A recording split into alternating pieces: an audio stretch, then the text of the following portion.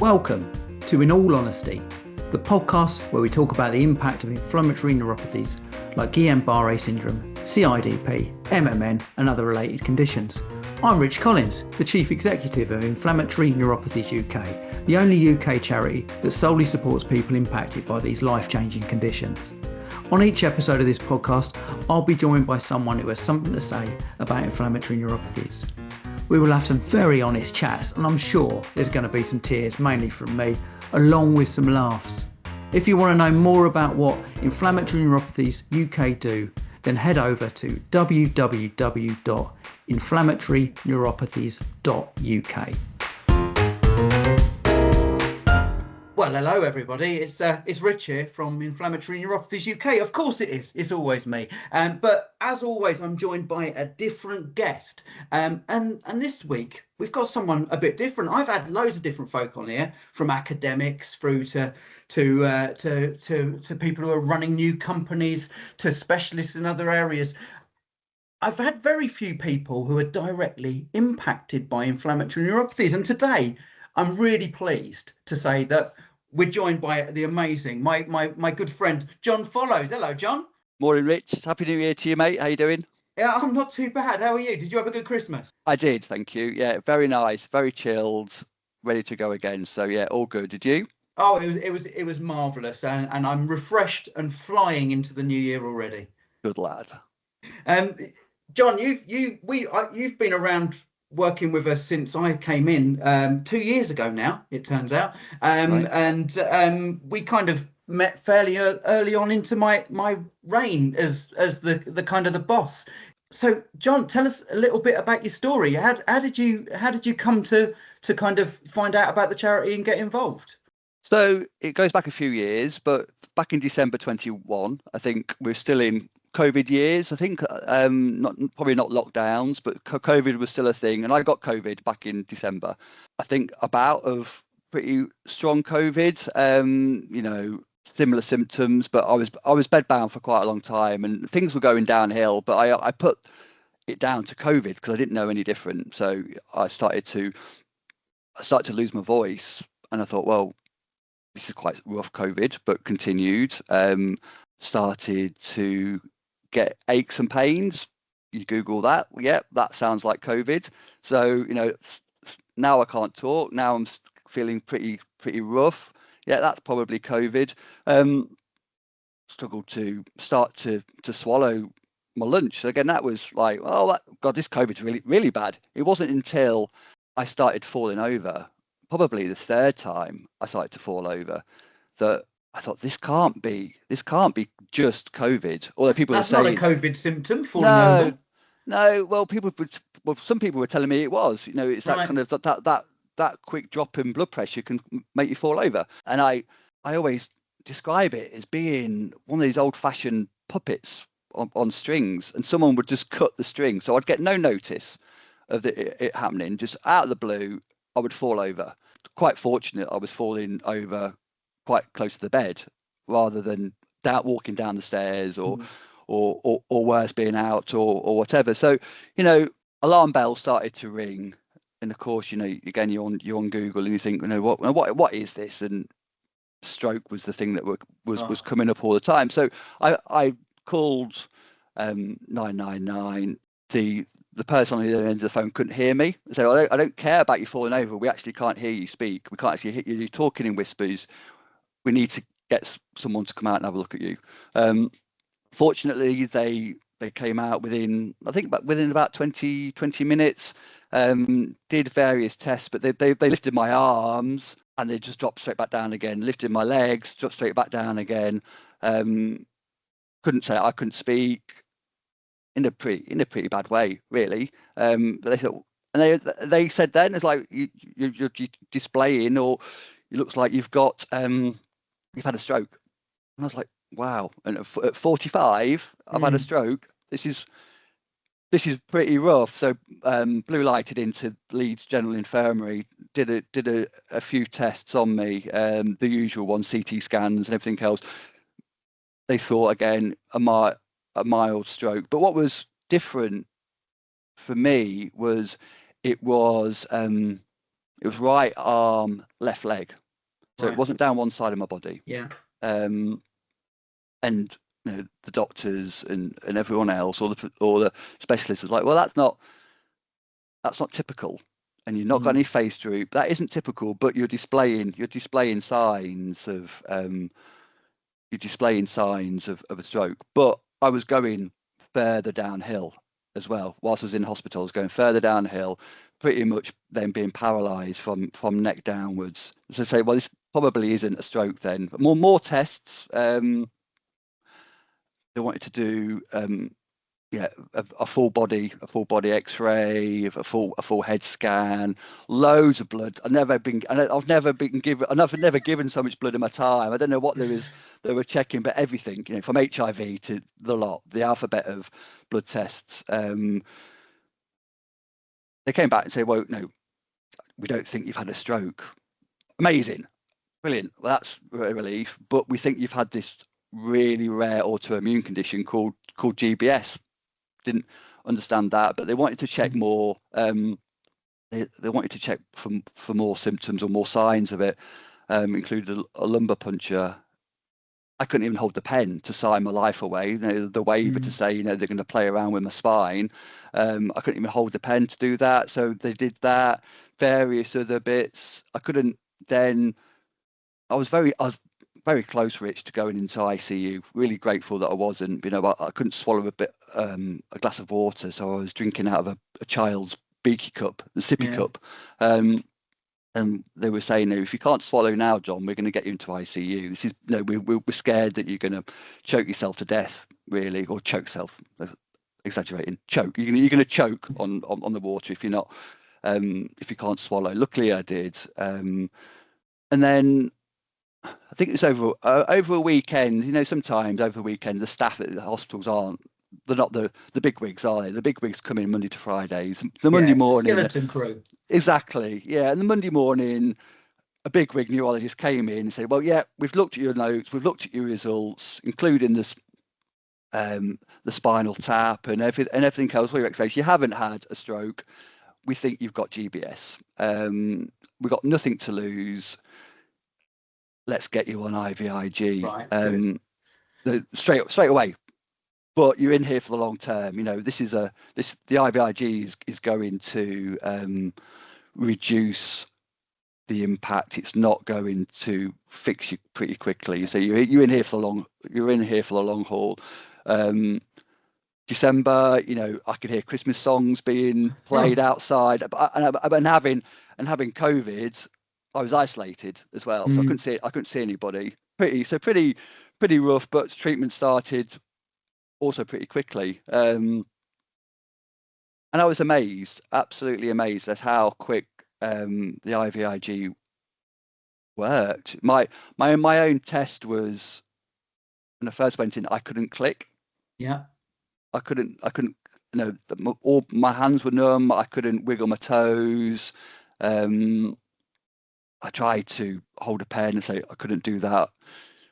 Within the second day of IVIg, I could just about click. By the third day, I was clicking. I was like, wow, this is amazing. So the fifth course of IVIg, and I was good. I felt okay. I was able to walk back around the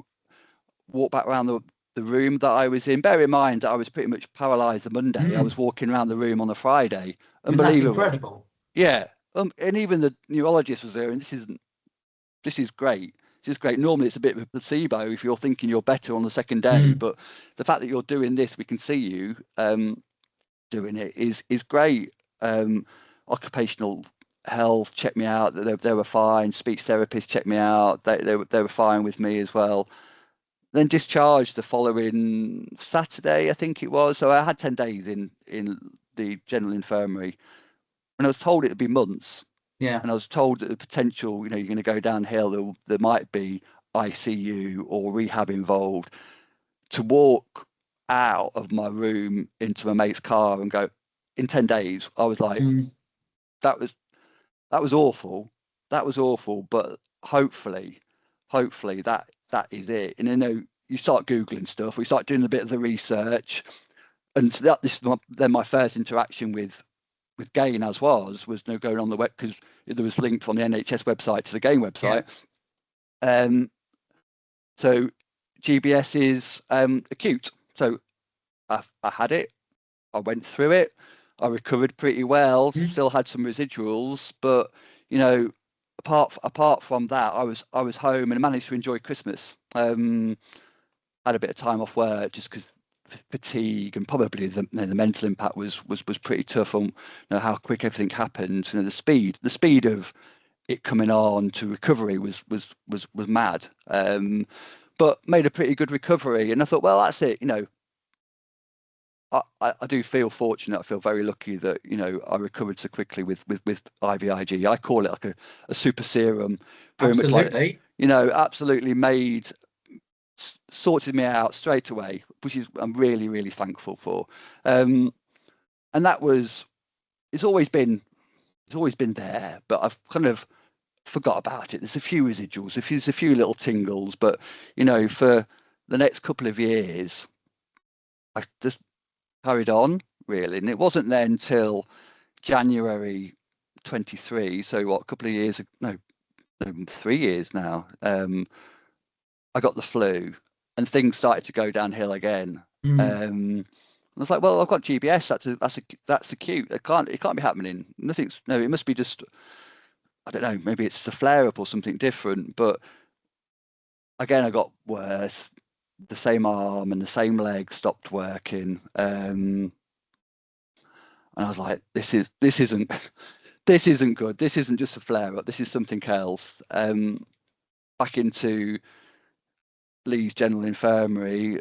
Unfortunately, because obviously I had previous, they were like, well, we need to get you back on IVIg. It's probably not GBS. Unfortunately, it's looking like it's going to be CIDP, so the chronic version,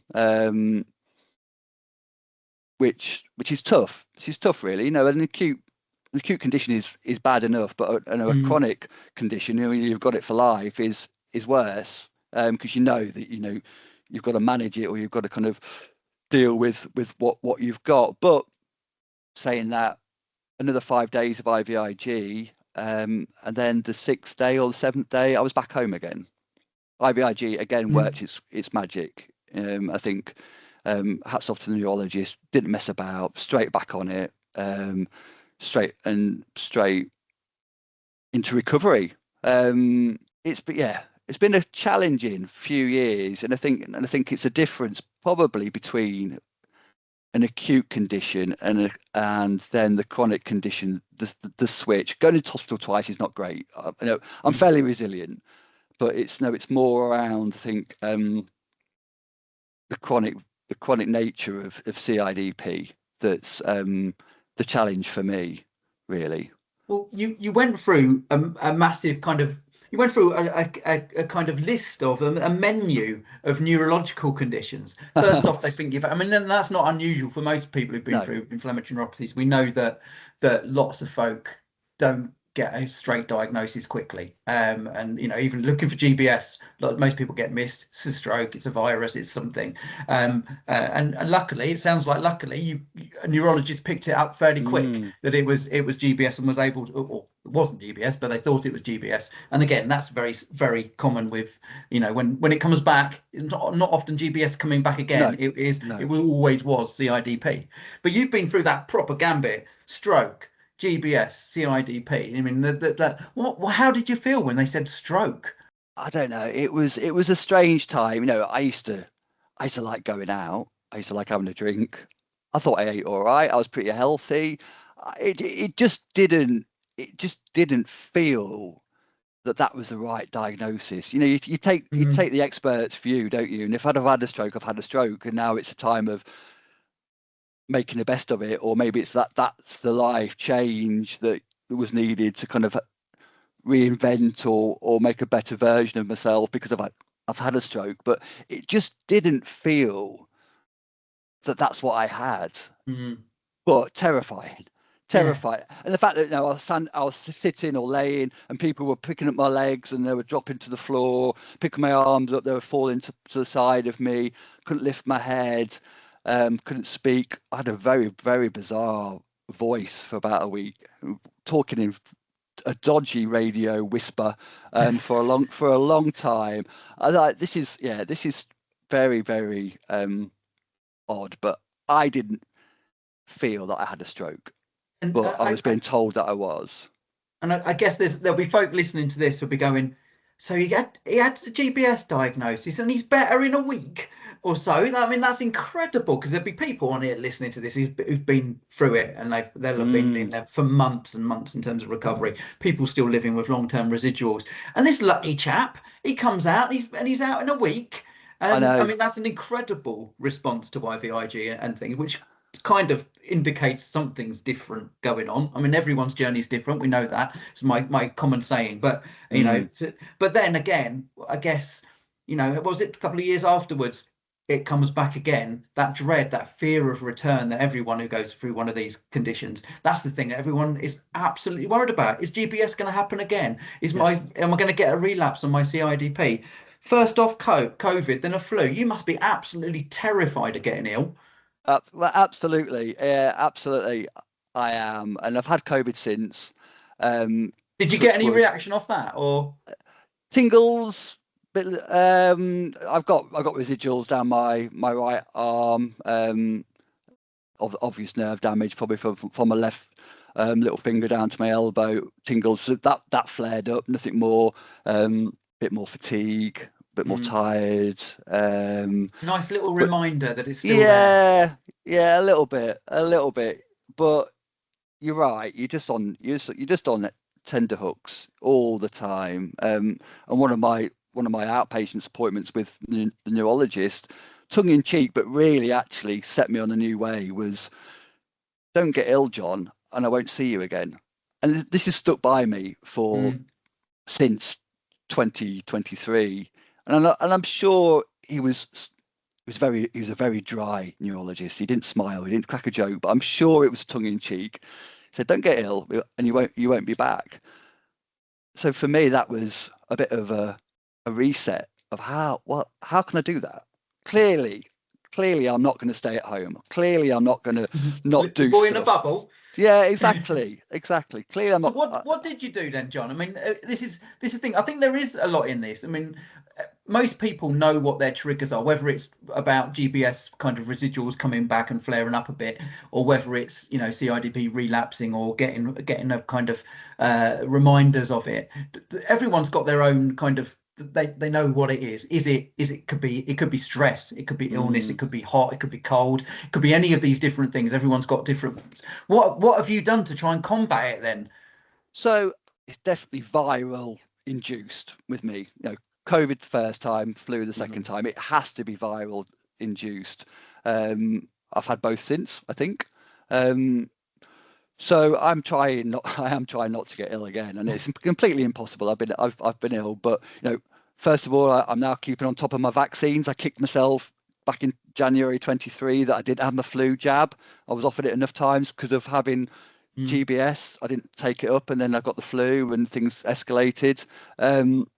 So I try and keep on top of my vaccines as number one. But I'm a massive believer on a couple of things. I'm a massive believer of food is medicine, really, and also on marginal gains. And I think the combination of both of those has really put me on a bit of an anti-inflammatory journey, really. Right. So I've always eaten pretty healthy, but I've made a massive step change on it, trying to eat as healthy as I can. Pretty much plant-based, all the anti-inflammatory herbs and spices that you should be doing. God, I get stuck down a 2-hour podcast wormhole about turmeric or ginger, and I absolutely love it. It's good stuff. Yeah, absolutely. Yeah. So the idea of feeding the gut and the links between the gut and the brain, and how you can kind of control your nervous system by what you eat, is fascinating for me. So I'm thinking, if I can do that, and even that little bit, it's going to help me not get ill, or it's going to make me less ill, then I'll do that. I quite enjoy food, so that, experimenting with new herbs, spices, beans, legumes, whatever is quite exciting for me. I've stopped drinking alcohol. Again, I used to say a big thing for me, but I know it's a neurotoxin. Everyone knows it's probably bad for you. I had a couple of experiences drinking alcohol since having GBS the first time, or what I thought was GBS, and it mirrored a couple of symptoms. Actually, it flared a few things up. So I thought, well, let's not drink alcohol. If it's not actually good for me and it's a toxin and it's doing something to me that I probably don't want it to be doing, stop that. So I've stopped drinking a lot of the good stuff. I've got a green tea on the go now. I've got some homemade kombucha next to me bubbling away. I love stuff like this, so the idea of food is medicine is really important, but the marginal gains of other anti-inflammatory ideas, I guess, exercise. I know I'm fortunate I've made a good recovery, but trying to exercise daily if I can, whether that's out with a dog, whether that's a jog, whether that's a run or a bit more. I know that's good for me. I don't particularly like it always, especially this time of year in January when it's freezing cold, but exercise is good. And what I found, and some of the reading that I've done, is around sleep. Really trying to protect how much sleep I can have. I know I'm good at around 7 to 8 hours sleep. So if that's protected, I need that, because if I don't have that, then I don't feel particularly good. Fatigue's still a thing, so having a good amount of sleep is really important. But yeah, I think around those marginal gains, if I can do a little bit around food, if I can do a little bit around sleep and stress, if I can do a little bit around exercise, all those things together, I'm hopeful are making a difference. I'd love someone to tell me it is. I think it is.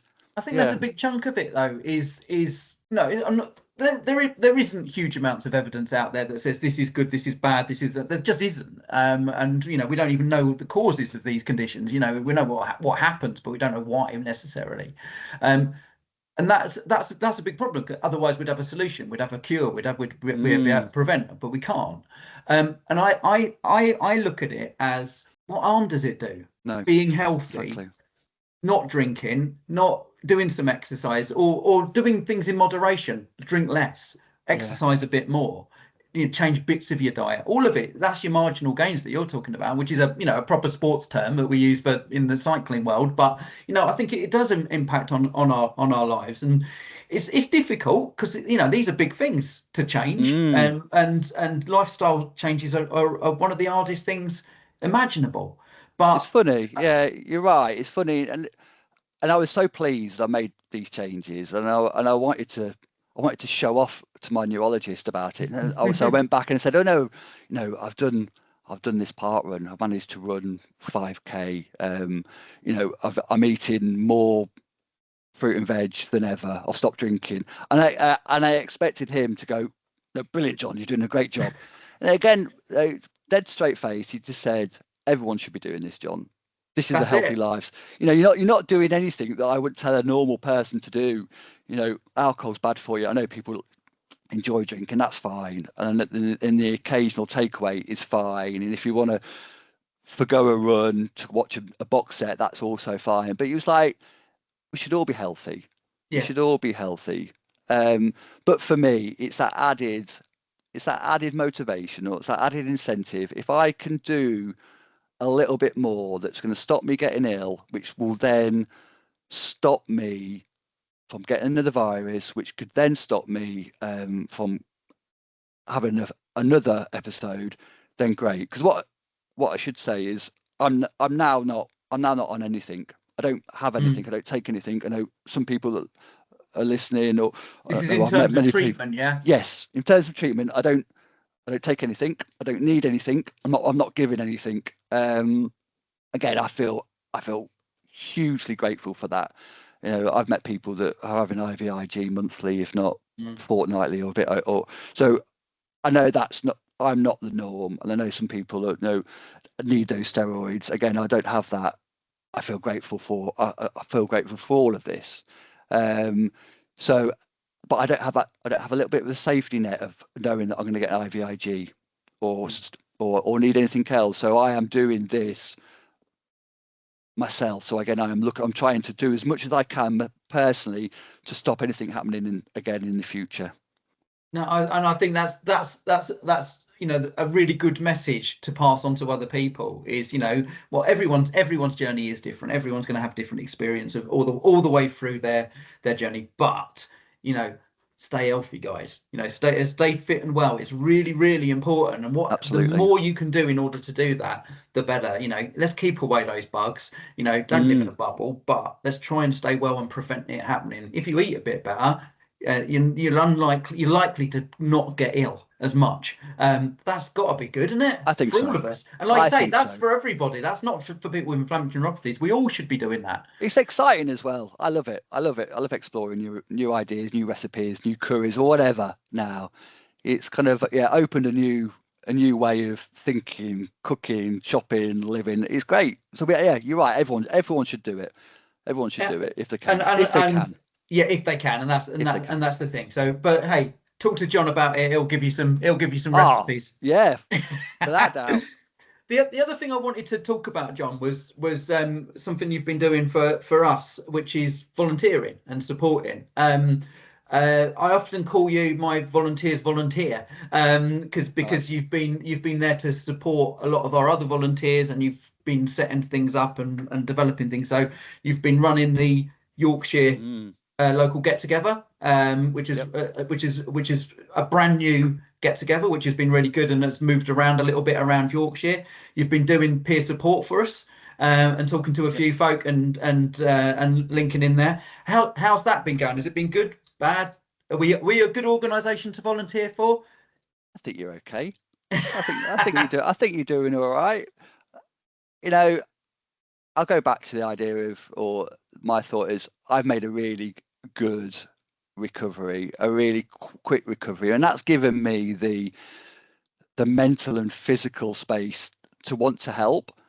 And the reason I've done it, I can remember the exact time is, things changed when I got CIDP. I didn't need it. I didn't think I needed any help with GBS, because I thought it was a one-off. With CIDP, I knew it's a life thing, a life condition, a life-changing condition, really. And I joined one of the Zoom calls with the charity. Quite nervous to join, and was quite quiet for some of the call. But I wanted to I had a few questions written down which I wanted to explore. And I asked, did everyone else? This is on the Zoom call. Does everyone else have a really tingly little finger? Does everyone else feel really tired all the time? Does anyone else? And I was just met with about 5 or 6 smiles and nods straight away and I was like, wow, got goosebumps now just saying it. I just seeing people get me straight away. They've all gone through a lived experience, or they're supporting somebody that have had it. And I was like, this is amazing, because you can read stuff, you can listen to stuff. There's so much stuff on the web, probably most stuff you shouldn't read. But to speak to someone that's gone through it is unbelievable. It's unbelievable. And that really kind of switched it for me, that I wanted to be in that space. I wanted to be that person that could hopefully help me as others did well on that call. And I remember it so clearly. And I do have a background in volunteering, and I do see the benefit of that face-to-face or that group work, or just getting folk together. And it just feels good for a number of reasons. It feels good that it helps others, hopefully, because you're sharing your experiences, you're sharing your journey, your diagnosis, your recovery, or you can just talk about anything and anything. But we get it. We've got a commonality. It certainly helps me. It's quite cathartic in a way to talk about my journey. and it's helped me kind of understand it and go through it.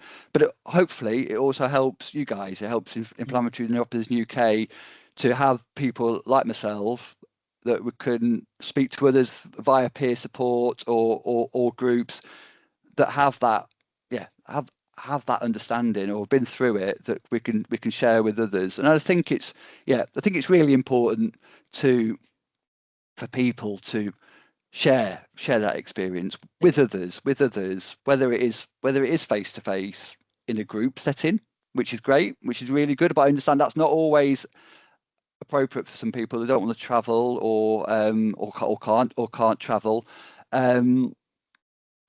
or even the Zoom calls. I think the Zoom calls are brilliant. You know, even if you're there just to listen, camera can be on, camera can be off. You don't have to say anything, but just again hearing other people's experiences and journeys and ideas, and that is fantastic. So I really wanted to give some time back, or invest my time into the community as a volunteer, really. I think it's, I mean, you said it there, it's so important, and we couldn't do what we do without people like you and all of our other volunteers who give up their time for absolutely nothing in order to support the rest of the community. We have an amazing community that supports each other, and I think that's absolutely essential. What really stands us out as an organisation is our community is amazing. It's what's brought me in and kept me here, and everything else that's with it. I think it's amazing. I wasn't expecting to find such a tight-knit community, and it's been an incredible experience for me to be part of this. But I'm sitting there picking up the phone, talking to somebody, or Claire in our office does the same. We haven't been through this. We haven't had that lived experience. We can do all the facts and figures and everything else, but we can't tell you what it felt like because we haven't been there. So we're completely reliant on people with lived experience to do that. And you're so right. The moment someone meets someone else, whether it's online or in real life or whatever, who has been through the same thing, and that moment clicks, you can see it in their eyes. You can feel 100%. it. I'm getting goosebumps thinking about it. 100%. Every single time someone comes in, we've had people in floods of tears just because they've met someone else who gets it.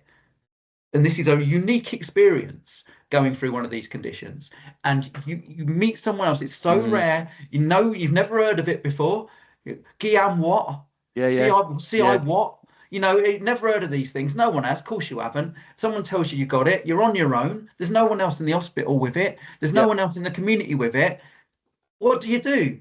You find someone else, you're going to cling to them. And I think that's the amazing, beautiful thing about this, is that we can connect people, we connect our community. So, you know, thank you, Jon. Thank you to all our volunteers for all the stuff you do on it. And we need to do more. We need to reach more people so that we can make sure that everybody who's impacted by these conditions actually gets to speak to somebody else. And that's there. And what you're doing up in Yorkshire, I think, is amazing in terms of building that group. And it's great. We're going to replicate that elsewhere. We're going to learn from what we're doing all around the country to make all of these better. But I think it's how we build this, and we can deliver this much better service for everyone. So Jon, we're coming to the end. What's next for you? Not the end of you, the end of this podcast. What's next? What's next for you? What you got planned? You've been flying around doing lots of really cool stuff. I see you on socials, out running, doing cool things. You know, you recently did a half marathon for us and absolutely blew the time away with a personal best. You were flying. What's next? You got any other plans for that or for your volunteering bit? So this year, I hit the big 5-0. Whoa, scary. I know. Yeah, I wouldn't know. I'm only 29 years old. Yeah. So I've got, like I said at the beginning, I don't particularly enjoy running. No, that's wrong. I do enjoy running. I'm not particularly good at it, but I enjoy it, and I know it makes me feel better. I've got a couple of targets potentially. You know, I did the Manchester half for inflammatory neuropathies last year, and I've done a couple of running challenges, which I'm really pleased about. I do have an itch for a marathon. I do, and I know literally it's double a half marathon. I know I'm going to feel a world of pain, but it feels right. Becoming 50, the next challenge, I would love to have a go at it. I would love to have a go at a marathon. So we'll see. You'll know Lynn Rogers over in the States. She's done a Ironman and a few ultras, I think. Also got CIDP. She's got a great open mind about how this and the mindset on it all. And she talks about running for those that can't. And that's always in the back of my mind as well. I'm grateful that I can. So that's partly why I do. And I'm not. If it keeps you fit as well and keeps this horrible thing from coming back, please carry on. Exactly. And I'll wear my Inflammatory Neuropathy UK running top with pride as a reminder that I can do it, and not everyone can. So, I'm trying to get around the park runs in Yorkshire. I enjoy that. That's a nice routine for me. So yeah, I think potentially a couple of running challenges coming up when it warms up. I've still got an idea about what I want to do with the charity, how I want to get these local groups up and running. Yorkshire's huge. It's not just the only region that's huge, but it's impossible for me to get around the whole of Yorkshire. So do we have a base like the Lancs group have, or I like the idea of becoming a Radio 1 roadshow and we travel around the region, but that's I will go where the demand or the community is really. I think there's space for both. I think there's probably space for a West Yorkshire hub, more likely in Leeds. That's where I'm based. That's where I live.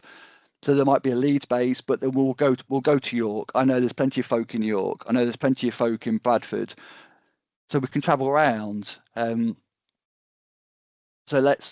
I'd like to expand the idea of having more groups in Yorkshire, and if that happens once and that's enough, and that's what people people get, just that face to face, they get that information, great. It doesn't need to be a formalized group. It could just be a coffee and a decent biscuit. Absolutely. And that's what they've got, and that's what we've done, and we've met a community in Sheffield, for example. So I want to explore with yourself and with the community about how we can best serve, how we can best connect with the different communities across Yorkshire. Yeah, and watch this space. We've got plans, haven't we? Absolutely. We've got plans. We're meeting soon to discuss. John, that's brilliant. Are you happy for people to come find you on social media and follow you and stuff like that? And I know you're fairly active on Instagram and on Facebook, especially on our group. Yeah, absolutely. I think my Instagram's a bit of a mix of food, my dog, and running, and a bit of charity work. But the people, they can find me on Instagram's probably the best, which is _Jon Follows. Jon without an H, so JONFOLLOWS. But yeah, by all means, reach out. We can chat in the DMs if people want to kind of ask me questions as well. More than happy for people to get in touch. We'll put a link in the show notes, which I believe is the correct technical term. Brilliant, John. It's been an absolute pleasure, as always, to have a chat with you and to have you on here. I'm so glad we've had this plan for a long time, and I'm so glad we finally got it in and be able to have this chat. So thank you so much for your time. Thank you, and for your support of the organisation, because it's great, and we couldn't do this stuff without people like you. So thank you, and thanks to everyone for listening. With that, we'll say bye. Cheers, bye. Nice one. Cheers. You've just listened to an episode of In All Honesty, a podcast made by Inflammatory Neuropathies UK. It was presented by me, Rich Collins, and was produced by Chris Morton. To find out about what we're up to at Inflammatory Neuropathies UK, head over to www.inflammatoryneuropathies.uk or check out our socials at InflamNeuro UK. That's at INFLAMNEURO UK.